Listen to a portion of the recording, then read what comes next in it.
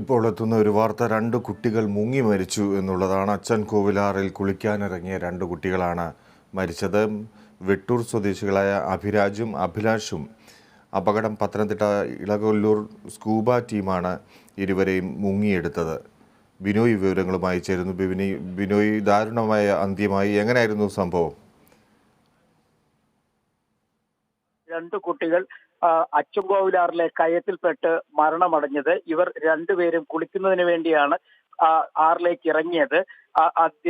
ഈ സ്ഥലത്തിന് കുറെ അപകട സാധ്യത കൂടിയ സ്ഥലം കൂടിയാണ്. കാരണം മണലെടുത്ത് വലിയ കയങ്ങൾ രൂപാന്തരപ്പെട്ട് കിടക്കുന്ന മേഖലയാണ്. ഈ കയങ്ങളിൽ ചെളിയടിഞ്ഞ് കിടക്കുകയും ചെയ്യുന്നുണ്ട്. ഈ കുട്ടികൾ കുളിക്കാനിറങ്ങിയ ഭാഗത്ത് നിന്നും ചെറുതായി നീന്തി ആറിന്റെ മധ്യഭാഗത്തേക്ക് പോയപ്പോഴേക്കും പെട്ടെന്ന് കയത്തിൽപ്പെടുകയായിരുന്നു. ആദ്യം അഭിരാജൻ, പിന്നീട് അഭിലാഷും കയത്തിൽപ്പെട്ടു. ഇത് കണ്ടുകൊണ്ട് നാട്ടുകാർ ബഹളം വെച്ച് കൂടുതൽ ആളുകൾ എത്തിയെങ്കിലും കുട്ടികളെ രക്ഷിക്കാൻ കഴിഞ്ഞില്ല. പിന്നീട് പത്തനംതിട്ടയിൽ നിന്നുള്ള സ്കൂബ ഡൈവിംഗ് ടീം എത്തിയാണ് ഈ രണ്ടുപേരുടെയും മൃതദേഹങ്ങൾ പുറത്തേക്കെടുത്തത്. ഇപ്പോൾ ആശുപത്രിയിലേക്ക് മാറ്റി. നേരത്തെ തന്നെ ഈ പ്രദേശത്തെക്കുറിച്ച് നിരവധി പരാതികൾ ഉയർന്ന ഒരു മേഖല കൂടിയാണ്.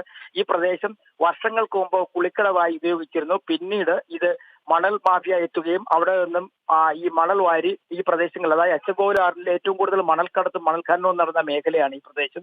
ഇവിടെയുള്ള സ്ഥലങ്ങളെല്ലാം തന്നെ വലിയ കയങ്ങൾ രൂപാന്തരപ്പെട്ടു. ആ കയങ്ങളിൽ ചെളി കെട്ടിക്കിടക്കുന്ന ഒരു അവസ്ഥ കൂടിയാണ്. ഇത്തരത്തിൽ അപകട ഭീതി ഉണ്ട് എന്ന് നേരത്തെ തന്നെ ജനങ്ങൾ പരാതി പറഞ്ഞിരുന്ന ഒരു പ്രദേശത്താണ് ഇപ്പോൾ രണ്ട് കുട്ടികളുടെ ജീവൻ നഷ്ടമായിരിക്കുന്നത്.